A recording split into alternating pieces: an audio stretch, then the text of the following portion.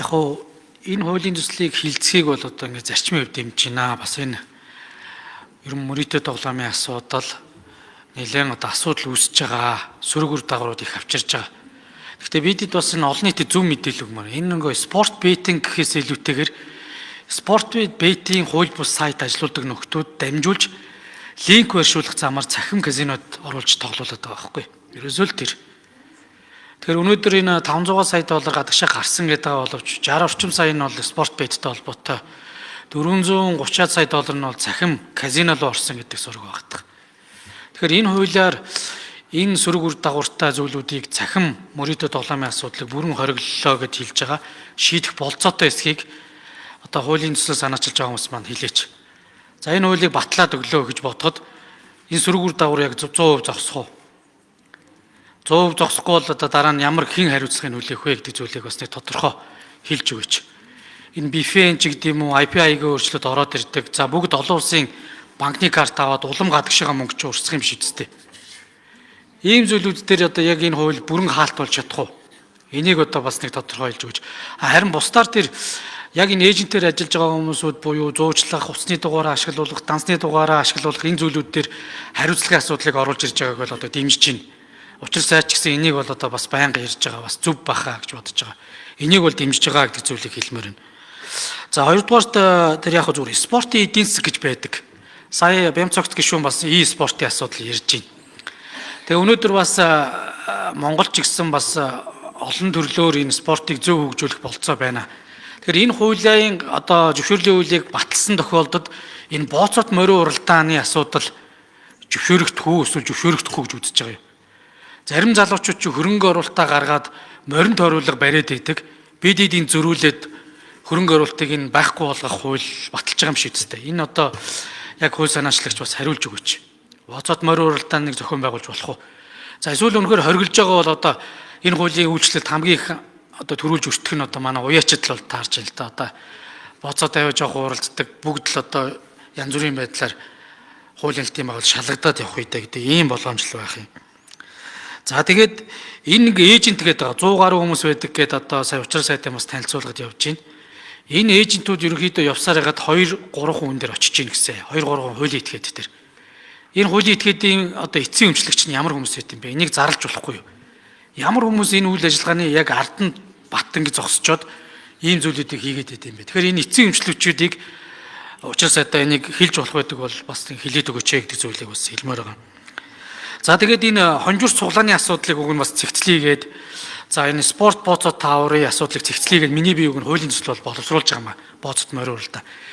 Тэгэхээр энэ хууль гараад явах юм бол одоо бас энэ хуулиудыг өргөн байх одоо хэрэгцээ шаардлага байна уу гэдээ бас би жоох эргэлзээд байгаа.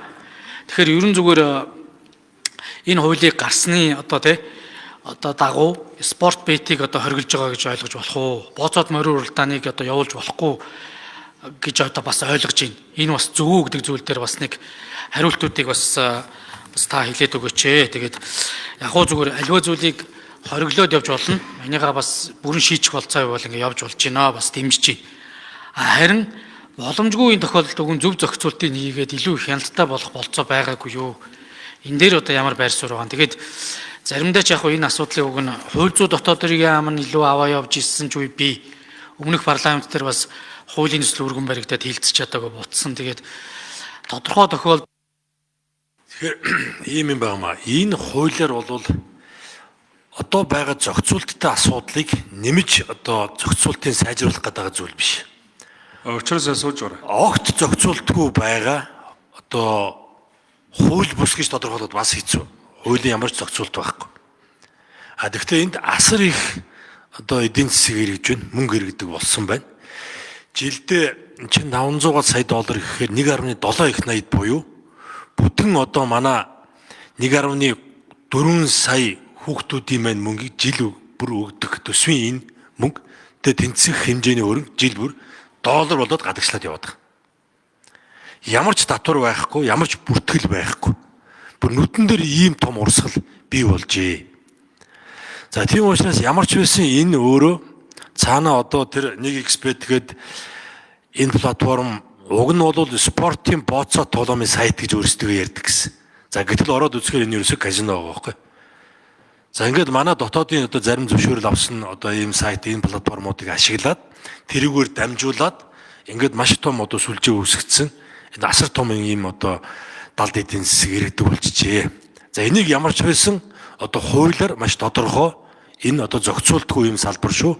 Энийг бол хориглож байна гэдгийг ингээд одоо бид хуульчлана гэсэн үг. За харин яригдж байгаа энэ спортын эдийн засаг бол гарцаагүй бид өнөөдөр бас ярих ёстой асуудлаа. Тэгэхээр спортын холбоод маань энийг зөв ойлгох хэрэгтэй. Одоо бас спонсор алдчихлаа гэж үзэж болохгүй. Энэ бол одоо хууль ёсны одоо урт хугацааны доктортой ийм одоо их усүр дэмжлэг бол энэ биш шүү. Биш. За олон ч одоо спортын холбоодууд ийшээ татагдан орсон. За мэдээж орсон ч байгаа, мдэггүй ч орсон байгаа. За огт ороогүй ч холбоодууд байгаа. Тэгэхээр эндээс одоо сайн дураараа татгалцахыг бас уриалж байна. Харин нөгөө талдаа бид татварын зохицуулалтаар бид маш том боломжуудыг тавьж өгч байгаа. Эдийн засагт дэлхийн хэрээр татвар төлөлтийн хэмжээ дэлхийн хэрээр одоо бид татварын зохицуулалт буюу нийт орлогын одоо 1%-аар нь хязгаарлаад татвар дээрээс шууд одоо тодорхой салбарууд дээр ялангуяа спортын салбарууд дээр спорттод олимпийн төрлийн спортууд дээр одоо маш том одоо хөрөнгөний их усүр боломжуудыг одоо татварын зохицуулалтаар тавьж өгч байгаа. За энийг одоо тодорхой компаниуд энэ жилийн эцсээр одоо тайлан дээр эхнээсээ ирүүлсэн байна. Маш сайн ойлгож одоо ашиглаж спорт руу хөрөнгө оруулалт дэмжлэгүүд явж эхэлсэн байна. За ингээ гихмит ийм зөв, эрүүл ийм санхүүжилт бүхий боломжууд гарч ирж байгаа учраас одоо энэ рүүгээ илүү анхаараарай гэж загч хэлье. За тэр эцсийн өмчлөгч гэж хэлж асууж байна. Тэгээ учраас сайдч энэ ч энийг одоохондоо хэлэх боломжгүй л дээ. Энэ маань өөрөө ямар ч зохицуултгүй учраас одоо бид юугүй энийг одоо зарлах эрхцэн ийм орчин бол байхгүй байна гэж үзээд энэ хуулийг гаргаж ирж байгаа. Энэ хуулийн бас санаачлагч болж одоо бидний хувьд ингэж явж байгаа шүү. За тийм учраас ямар ч байсан одоо хуулийн тодорхойлолттой. За хуулийн тодорхойлолт нь харин энэ төрлийн ийм казино ажилуулж болохгүй шүү. За энэ бол одоо хууль бус шүү. Энэгээр эргэлдэж байгаа энэ хөрөнгө мөнгө бол цаашдаа одоо хууль бус бөгөөд энийг одоо өөр бусад тэрүүгээ бусад хуулиудаар ингээд одоо хязгаарлана гэдгийг маш ойлгомжтой тодорхой болгочихж байна гэсэн үг дээ. Жохосоо би нөгөө олон яг ойлголоо. Тэгээд энэ морин тойруулгын асуудал хориглоод байна уу, энд орчоод байна уу, орохгүй байна уу гэдэг зүйлийг бас тодорхой хариулж чиж. За дээрэс нь спортын асуудал дээр та бет нь бол гайгүй цаагаараа казинод ордог гэдэг өөрөө бас сая тайлбараар хэллээ. Тэгээ энэ завсарт нь яагаад энэ спортын бет нь ингээд хамт чирэгдэж ороод хориглолтод орчиж байгаа юм бэ? Сүргүр дагавар нь ерөөсөө тэнд линк барьшуулад цахим казино дах покер өөр казиногийн төрлийн тоглоомлол орж байгаа асуудал шүү дээ. Тэгэхээр энийг үгэн зохицуулаад үгэн явах зөвхөн баг бол нэг компани тэр дэмжлэгээс шалтгааллах биш. Уг нь энэ бас зөв зохион байгуулад энийг дагаад спортын авилгалыг шийдэх ёстой. Спортын үйл явдлуудыг манипуляц хийдэг энэ нөлөөлдөг байдлуудыг зохицуулах ёстой маа. Тэрнээс биш уриалаад болиороо өчгөр болчдөг зүйл бол биш баха. Тэгээд энэ дээр уг нь бол ийм л зүйлүүд байх юм. Тэгээд яг энэ миний 2 3 асуултанд тодорхой хариулт өгчөөч. Хоёрдугаар төр хийх зохицуултаа ингээ банкнд өөрүүлж байгаа нь бас буруу байна. Уг нь бол энэ дээр ядаж тэр зөвшөөрөл бүхий спорт бетүүдийн сайтууд чи ер нь яг энэ хоёр чинь ингээл нэг зоосны л хоёр тал болчихдог. Нэг зоосны л хоёр тал. Тэгмээ шууд ерөөсөө ингээд ажлыг хийж өгдөг ийм одоо платформод болцсон байгаа учраас гарцаагүй энэ хуулиар бүгдээрээ л зогсоос өөр арга байхгүй. Ялангуяа одоо спортын энэ одоо харамсалтай нь энэ одоо бет тавьдаг зөвшөөрөл бүхий энэ нэгжүүд маань одоо яг гарцаагүй одоо хамгийн том цаана өөрөө зах зээлийн боломжууд байдаг. Энийг нь ашиглаад яа харахгүй ингээд гар хөлөө болгоцсон байгаа учраас энийг бол нэг удаа ингээд зогсоогоос арга байхгүй. За харин дараа энийг яаж одоо зөв голдлоор нь яаж зөв эхлүүлэх вэ гэдэг дээр одоо дараагийн алхам дараа ямаа одоо бид харах хэрэгтэй бас зэрэгцээд ингэж бодож байгаа. Тэгээд тэр морин спорт төр одоо шинээр яригдж байгаа асуудлууд гэсэн юм энэгээр одоо хязгаарлагдана. Өөрөөр хэлбэл тэрлүү Энэ 500 сая доллар бүртгэгдээд гаргагдсан байгаа энэ 1x bet-ийг хөхүүлэн дэмжигч дундаас нь 2-5% шимтгэл авдаг агентууд нэгсэндээ энэ онлайн казино руу одоо бусдыг уриалан дууддаг, дансаа ашиглуулдаг, харилцаа холбооны сүлжээний дугаар ашиглуулдаг. цахим хаягаа ашиглуулдаг. Энэ дундаас нь ийм бизнес хийдэг ийм бүлэглэлүүд бий болчихлоо л. 1xBet бол өөрсдөө юу гэж тайлбарладаг вэ гэхээр бид нар казиногийн үйл ажиллагаа явуулаагүй. Бид нар бол спортын бооцоо тоглоомын сайтчтэй гэж нэрлэдэг өөрсдөө. Яг яваад орох юм бол энэ өөрөө зөвхөн спорт бооцоо тоглоомын сайт биш шүү. Энэ бол казино. Энэ бол мөрито. Гэтэл яг нэр томьёоныхоо тайлбар дээр бол бооцоо тоглоом гэдэг бол үр дүнг нь урьдчилан таамаглаж болдгийг хэлдэг. Нэгсэндээ хоёр баг тоглож байхад нэгэн дээр нь тавьсан мөнгө хэрвээ энэ тал нь хожих юм бол алдна. Хэдээр алдах нь ойлгомжтой. Мөрий гэдэг бол эрсдлийг урьдчилан тооцож болдгоо. Үгээр ялгаад. Гэтэл технологийн хувьд бол үүнийг ялгах бол одоо үнэхээр хэцүү байна.